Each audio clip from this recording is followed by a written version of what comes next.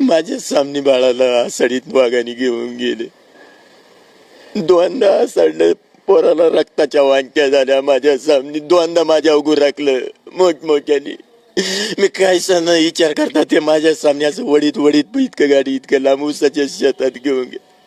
मी पुढे जाताना ते गणेश बोंबे आमच्या शेजारी माझ्या संग आले तर त्यांच्यावर सुद्धा दोनदा गुराकलं. पिक्या नानानी त्यांनी आम्हाला मागं वळलं.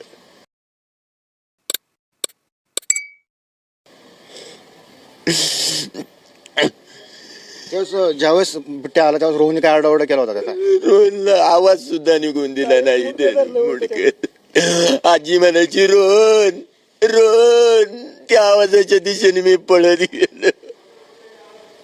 पातळी रोहनची चप्पल एक पॅन्ट एक शर्ट एक सगळ्या रक्ताचा ठेवा. आजी मोठ्याने आडती रोहन रोहन रोहन. माझं बाळा आहे तसं माझ्या हातात द्या. चालतं खेळतं मी चालतं खेळतं घेऊन जातो. मला काही नको नाही तर मला वाघाच्या तोंडात द्या. बाकी काही नको मला.